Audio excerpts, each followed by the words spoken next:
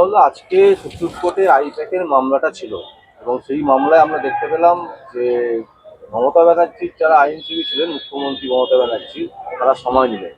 মানে কেন, কিসের জন্য? বেসিক্যালি ব্যাপারটা হচ্ছে এটাকে অ্যাডজার্ন করানো খুব সুকৌশলে, জিনিসটাকে অ্যাডজার্ন করানো হলো, জিনিসটাকে এক্সটেন্ড করানো হলো। কারণ মমতা বন্দ্যোপাধ্যায় তো দাবি করেন উনি একজন আইনজীবী এবং এসআইআর নিয়ে উনি সেখানে ইন পার্সন মামলা করেওছেন, বলেওছেন। তাহলে আজকে অসুবিধাটা কি ছিল? কপিল সিব্বল তো অসুস্থ ছিলেন ওনার কথা অনুযায়ী, মানে কপিল সিব্বলের স্টেটমেন্ট অনুযায়ী। তাহলে উনি তো কপিল সিব্বলের থেকে এনওসি নিয়ে মামলাটা লড়তেই পারতেন, কারণ উনি বুঝে গেছেন ওখানে গেলে আজকে উনি দোলাই খেতেন, আর দোলাই খাওয়ার হাত থেকে বাঁচতেই উনি এরকম করেছেন। তবুও আলটিমেট রেহাই ওনার হবে না, কারণ যে মামলায় যে সেকশন দেওয়া হয়েছে, ওখানে পুট করা হয়েছে, তার ভিত্তিতে ওনার জরিমানা এবং জেল দুটোই ধার্য। শুধু সময়ের অপেক্ষা, ওনার জেল জরিমানা দুটোই হতে চলেছে এবং সেটা উনি বুঝেই সুকৌশলে, যেমন আজকে আপনারা দেখবেন রাজীব কুমারকে পাচার করে দিয়েছে দেশের বাইরে, তো এভাবে ভাইপোও পাচার হবে এবং পরবর্তীতে সব শেষে হয়তো নিজেও পাচার হতে পারে, নিজেও চলে যেতে পারে। আমাদের এখন সন্দেহ হচ্ছে বা সংশয় যাচ্ছে যে মমতা বন্দ্যোপাধ্যায় না কবে দেশ ছেড়ে পালিয়েছে, সেই দিন খুব ঘনিয়ে এসছে তার। বলছি, এসআইআর এ ধাক্কা, মানে একটা বিরাট ধাক্কা গেছে, যেহেতু তিনি নিজে বলেছিলেন যে এসআইআর আমি করতে দেবো না। সেখানে সুপ্রিম কোর্ট পরিষ্কার বলে দিয়েছেন যে এসআইআর এ কোনো বাধা দেওয়া যাবে না। এই জায়গাটা কিভাবে দেখছে? দেখুন, এসআইআর এ তো উনি দ্বিচারিতা করেছেন, এসআইআর এ দ্বিচারিতা করেছেন, তার প্রমাণ আমি আপনাকে বলে দিই। কারণ যারা রাজ্যে বিএলও হিসেবে অ্যাপয়েন্ট হয়েছিলেন তারা প্রাথমিক শিক্ষক, 2011 পূর্ববর্তী সময় যে এনরোল হয় লাস্ট, সেই এনরোলকে তারা কোনো না কোনো স্কুলের প্রাথমিক টিচার। তো তাদেরকে প্রায় 2 মাস আগে 80 থেকে 90 জন বিএলওকে অ্যাপয়েন্ট করানো হলো ইলেকশন কমিশনে। রাজ্য সরকার সেটা শিক্ষা দপ্তরের তরফ থেকে সার্কুলার জারি করে তাদেরকে ট্রেনিং করানো হলো নির্বাচন কমিশনের আন্ডারে রাজ্য সরকারের অধীনস্থ কর্মচারীদের। অথচ মুখে বলছে যে আমার প্রাণ থাকতে আমি এসআইআর হতে দেব না। উনি জানেন এটা ওনার আটকানোর ক্ষমতা নেই। তাহলে এসআইআর তো এক্সিকিউট হয়ে গেল, ওনার ডেথ সার্টিফিকেট এখনো আমরা রাজ্যের মানুষরা দেখতে পেলাম না। তো এই বিচারিতা, এবং তার থেকে বড় কথা, সব থেকে বড় কথা, ভাইপো, কয়লাচর ভাইপো, যিনি কিছুদিন আগে বলেছিল যারা বিএলওরা যাবেন তাদের পিছমোড়া করে পেটাবেন, মানে সামনে দিয়ে তাদেরকে অ্যাপয়েন্ট করা ইলেকশন কমিশনে, আবার মানে পেছন দিয়ে অ্যাপয়েন্ট করিয়ে তারপর সামনে বলছে তারা যারা কাজে যাবেন তাদেরকে পিছমোড়া করাবেন। তারই কাজের রিয়াকশন আপনারা দেখবেন বিগত দিনে শওকত মোল্লা বিডিও অফিস ভাঙচুর করেছে। মানে রাজ্যের জনপ্রতিনিধি, রাজ্য সরকারের অধীনস্থ কর্মচারীর অফিস, সরকারি সম্পত্তি ভাঙচুর করছে। এই অফিসটা যে ভাঙচুর করেছে সেটা কার টাকা? আমার আপনার ট্যাক্সের টাকা। তার মানে কি টোটালটাই আইওয়াশ, জনগণের সামনে এক রূপ, পেছনে আরেক রূপ। তো এই যে দ্বিচারিতা মানুষ বুঝতে পারছে, এবং গ্রাম বাংলা বলুন শহরাঞ্চল বলুন মানুষ বুঝতে পারছে বলেই বিক্ষোভের মুখে তারা পড়ছে। বিভিন্ন নেতা মন্ত্রীরা যখনই যাচ্ছে দেখবেন বিক্ষোভের মুখে শুরু হয়েছে পড়া, বিডিও এসডিও বিক্ষোভের মুখে পড়ছে। তার মানে কি মানুষ চোয়াল শক্ত হচ্ছে, তার অধিকার বুঝে নিতে চাইছে এবং বুঝে নিচ্ছে।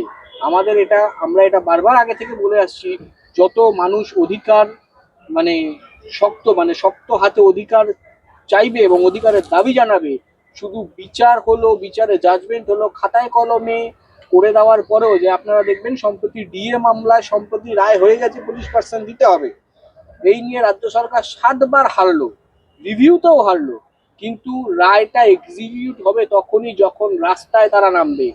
যদি 2 থেকে 2.5 লাখ কর্মচারী রাস্তায় নামে বা 20 থেকে 25 লাখ কর্মচারী গোটা কলকাতার বুকে নামে, তাহলে ডিএর অর্থ আদায় করতে রাজ্য সরকারের 7 দিন সময় লাগবে, আর তাদের আদায় করতেও 7 দিন সময় লাগবে। সময় এসেছে মানুষের সংঘবদ্ধভাবে এই চৌর্যবৃত্তি করা দুর্নীতিগ্রস্ত সরকারকে উৎখাত করে ফেলে দিতে, আর এটা শুধু সময়ের অপেক্ষা। ডিএ কি দেবে আদৌ, মানে দিতে পারবে না দেবে না? যদি ডিএ না দেয় তাহলে সুপ্রিম কোর্টের ক্লিয়ার ভার্ডিক্ট আছে, 31শে মার্চের মধ্যে যদি ডিএ না দেওয়া হয় তাহলে অর্থ সচিবকে জেলে ঢোকানো হবে কন্টেম অফ কোর্টে। তো সেক্ষেত্রে রাজ্য সরকার ঠিক করবে তার অর্থ সচিবকে বাঁচাবে না জেলের ভেতরে ঢোকাবে, এটা ডিপেন্ড অন স্টেট গভর্নমেন্ট। বলছি, এই যে 2026-এর যে ইলেকশনটা আসছে, বিধানসভা ইলেকশন রাজ্যে, তার আগেই কি মনে হচ্ছে মমতা ব্যানার্জি ওটা ভাইপোরা জেলে ঢুকবে? দেখুন, মমতা বন্দ্যোপাধ্যায় যে কগনিজেবল অফেন্স করেছে একটা ED central investigation agency raid চলাকালীন, যেটা কিনা কোর্টের অর্ডারে হয়েছে। কারণ আমাদের মনে রাখতে হবে, অন্য রাজ্যে যে রেডগুলো বা সেন্ট্রাল এজেন্সির তরফ থেকে যে রেডগুলো চলে, সেগুলো মন্ত্রীদের পরামর্শে বা মন্ত্রীদের অর্ডারে। কিন্তু পশ্চিমবঙ্গের ক্ষেত্রে যে দুর্নীতির, যে দীর্ঘ সওয়াল জবাবের পর দুর্নীতির যে সমস্ত তদন্ত চলছে, প্রত্যেকটা তদন্ত কিন্তু কোর্টের রায়ের ভিত্তিতেই তদন্ত হচ্ছে। সেটা কোনো সময় সিবিআই করছে, কোনো সময় এনফোর্সমেন্ট ডিরেক্টরেট করছে। তো এই রেডের মধ্যে যদি ইন্টারভেন করছে যে মমতা বন্দ্যোপাধ্যায় রাজ্যের মুখ্যমন্ত্রী, তাহলে সেটা কগনিজেবল অফেন্স, কারণ সেটা কন্টেম অফ কোর্ট হচ্ছে। উনি কোর্টের রায়কে মান্যতা দিতে চাইছেন না। তার ভিত্তিতে যে পানিশমেন্ট, যেটা আর্থিক জরিমানা প্লাস কারাদণ্ড, দুটোই হওয়ার কথা, এবং সেটা বুঝেছে বলেই আজকের এই যে রায়টা, যেটা আজকে 10 তারিখে দেওয়ার কথা ছিল, সেটা 18 তারিখ এক্সটেন্ড করানো হলো। সেটা শুধুমাত্র কৌশল মামলার, যে এটাকে জিয়ে রাখা বা এটাকে টেনে আরেকটু লেন্দি করা, যেটা আমাদের আইনি ভাষায় যেটাকে আমরা অ্যাডজার্নমেন্ট মোশন বলি। তো এই অ্যাডজার্নমেন্ট মোশন এনে আখেরে লাভ কিছু হবে না। আজকে রাজ্যের চোর মুখ্যমন্ত্রী এত বড় বড় কথা বলেন, উনি এসআইআর এর হয়ে তদবির করলেন। তাহলে রাজ্যে যখন কপিল সিব্বল অসুস্থ, তাহলে কেন এনওসিটা নিয়ে তিনি মামলা লড়লেন না? তাহলে কেন তিনি রাজ্যে যখন তিলোত্তমা বিচার পায় না, তাহলে তার ভিত্তিতে তিনি কেন মামলা লড়লেন না? প্রশ্ন তো এসেই যায়। এটা যেই প্রশ্ন আমি রাখছি, সে প্রশ্ন সাধারণ মানুষের মনেই আছে। শুধু সময়ের অপেক্ষা, এই সরকার যাওয়ার শুধু সময়ের অপেক্ষা। যদি ফ্রি অ্যান্ড ফেয়ার ইলেকশন হয়, তৃণমূল এবার নিশ্চিন্ন হয়ে যাবে। অনেকে বলছেন, মানে তৃণমূল যারা কংগ্রেস করেন তারা বলছেন সুপ্রিম কোর্টে এই মমতা ব্যানার্জি সওয়াল জবাবে বাংলার মানুষের মধ্যে একটা অন্যরকম মানে পরিস্থিতি হয়েছে, যে তিনি সাধারণ মানুষের জন্য নাকি কাজ করেন এবং সেটা নাকি ভোটে এফেক্ট করে। কোনোভাবেই না। অ্যাকচুয়াল যে প্রথম মামলাটা হয় এসআইআর নিয়ে, সেটা হচ্ছে মুস্তাকির বানু, যিনি মুর্শিদাবাদের একজন বাসিন্দা, সেখানকার একজন মহিলা। উনি মামলাটা প্রথম ফাইল করেন এই হাইকোর্টে। সেখানে অ্যাডভোকেট অন রেকর্ড ছিলেন সব্যসাচী চ্যাটার্জি, এবং তার সাথে আমরাও যুক্ত ছিলাম। ওই মামলার মধ্যে আমি নিজেও আমি ব্যক্তিগতভাবে আছি। তো ওইখানে মোস্তাকির বানুর হয়ে যখন আমরা মুভ করি, সেই মামলাটা হাইকোর্টে আসে এবং তারপরে পরবর্তীতে সেই মামলা সুপ্রিম কোর্টে মুভ হয়। তো সেই একই মোস্তাকির বানুর হয়ে কল্যাণ ব্যানার্জি কোথা থেকে উদয় হলো জানি না, কিন্তু মোস্তাকির বানু কোনো রকম ভাবে কোনো পাওয়ার তাকে দেয়নি, এটা আমি বলে দিই। রাজ্যের হয়ে উনি মুভ করেছে। যে মামলায় মমতা বন্দ্যোপাধ্যায় মুভ করছে, সেই মামলার ভার্ডিক মোস্তাকির বানুর টানা হচ্ছে, অথচ মোস্তাকির বানু সেটা কিন্তু সম্মতি নেই। তো সেইখানে দাঁড়িয়ে, সেই জায়গায় দাঁড়িয়ে তৃণমূলের কর্মীরা, যারা দুয়ানা চারানা নেতারা কিছু বলছে, তাদেরকে আমি একটাই প্রশ্ন করতে চাই, মমতা বন্দ্যোপাধ্যায় কি এসআইআর আটকাতে পারলো? পারবে না। ওর ক্ষমতা হবে না, কারণ রাজ্যের মুখ্যমন্ত্রীর কোনো এখতিয়ার নেই এসআইআর আটকানোর বা লাগু হতে দেবে কি দেবে না। না তো ওর মেন উদ্দেশ্য ছিল মাইক্রো অবজারভারদের সরানো। তো মাইক্রো অবজারভারদের যে সরানো, যেটা রিট ফাইল করেছিল, সেই রিটটা সুপ্রিম কোর্ট খারিজ করে দিয়েছে। কারণ মাইক্রো অবজারভার থাকবে এবং ডিসিশন ইআরও আর এইআরওরা মিলেই নেবে। তার মানে রাজ্যের, এমনকি সুপ্রিম কোর্টে এটাও বলা হয়েছে যে এই যে যারা বিএলও বলুন, এইআরও বলুন, ইআরও বলুন, তারপর মাইক্রো অবজার্ভার বলুন, যারা আহত হচ্ছে, যারা আক্রান্ত হচ্ছে, তাদের জন্য স্টেট হোম ডিপার্টমেন্ট কিছু স্টেপ নেয়নি কেন, তার ভিত্তিতে ডিজিপিকে শোকজ করা হয়েছে। এবং সেই শোকজ সম্ভবত আজকে বিকেল 5টার মধ্যে সুপ্রিম কোর্টে তাকে এফিডেভিট ফাইল করতে হবে। যদি না করে, তাহলে ওই ডিজিপিকেও ক্লোজ করা হবে। বর্তমান পশ্চিমবঙ্গের যে ডিজিপি, ওনাকে ক্লোজ করার জন্য সুপ্রিম কোর্ট পরিষ্কার এই বিধান দেওয়া হয়েছে। তো এইখানে রাজ্য তো এখানে অলরেডি খাপড় খেয়ে গেল। তো মমতা গিয়ে কি করে এমন কি মানে অশ্বডিম্ব করে এলো বা করতে পারলো, যার জন্য এসআইআর আটকালো না, যার জন্য আপনার মাইক্রো অবজারভার সরলো না, এবং সুপ্রিম কোর্ট ক্লিয়ার বলে দিয়েছে যে এসআইআর এর কাজে কোনো রকম ইন্টারভেন করা যাবে না।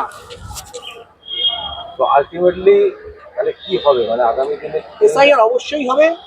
এবং জেল যাত্রা, দেখুন, জেল যাত্রা আমি তো বললাম, যদি ফ্রি অ্যান্ড ফেয়ারলি জুডিশিয়ারি সিস্টেমে বিচার হয়, এবং সব থেকে বড় কথা, যদি জুডিশিয়ারি সিস্টেমে এই যে অ্যাডজার্নমেন্ট মোশন আজকে খুব সুকৌশলে টানা হলো মামলাটাকে লেন্দি করার জন্য, যদি এরকম না চলে, তাহলে ওর জেল যাত্রা, ওর ভাইপোর জেল যাত্রা শুধু সময়ের অপেক্ষা।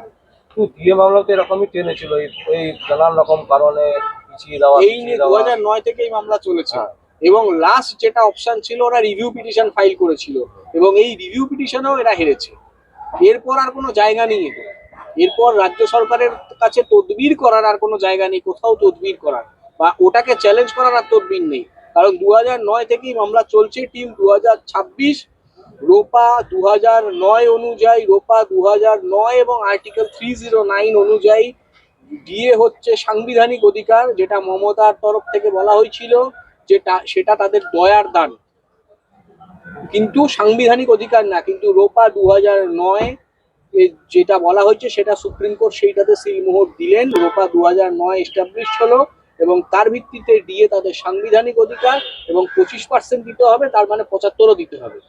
ওকে 25% দিতে হবে ইমিডিয়েট বেসিসে, 75%ও দিতে হবে। এবং যে কমিটি করেছে, সব থেকে ভাবতে অবাক লাগে, সেই কমিটিতে রাজ্যের কোনো প্রতিনিধিকে ইচ্ছাকৃতভাবে সুপ্রিম কোর্ট রাখেনি, কারণ জানে রাজ্যের কোনো প্রতিনিধি থাকলে সেই কমিটিতে সেখানে কমিটির কাজ ব্যাহত হতে পারে এবং সেই রিপোর্টও দিতে হবে। রাজ্য বারবার বলছিল যে তাদের ভাড়ার ঘর নেই, ভাড়ার ঘর শূন্য, অথচ সরকারি টাকা খরচ করে জগন্নাথ মন্দির করতে পারে, আপনার পাড়া আপনার সমাধানে টাকা দেওয়ার চেষ্টা করতে পারে, কিন্তু সেখানে ডিএটা দিতে পারে না, সেই বেলা তাদের টাকা নেই। কোটি কোটি টাকা খরচা করে জগন্নাথ মন্দির করতে পারে।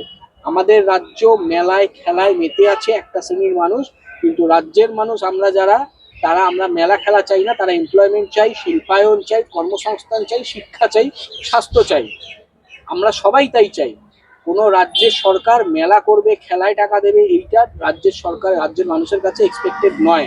মানুষের কাছে এক্সপেক্টেড, তুমি 5 বছরের জন্য এসছো, আমার শিক্ষার জন্য কি করেছো, আমার শিল্পর জন্য কি করেছো, আমার রাজ্যে কটা শিল্প এসছে, কত এমপ্লয়মেন্ট হচ্ছে, শিক্ষার জন্য কটা স্কুল কলেজ ওপেন হচ্ছে। 100 দিনের কাজের রায় হয়ে গেছে, মাননীয় advocate Bikash Ranjan Bhattacharya supreme court থেকে রায় করালেন, না সেন্ট্রাল গভর্নমেন্ট এক্সিকিউট করছে, না রাজ্যের চোর জুবিত করা চোর মুখ্যমন্ত্রী এক্সিকিউট করছে। এ নিয়ে কারোর কোনো হেলদোল নেই, জিনিসটাকে ঝুলিয়ে দেওয়া হচ্ছে।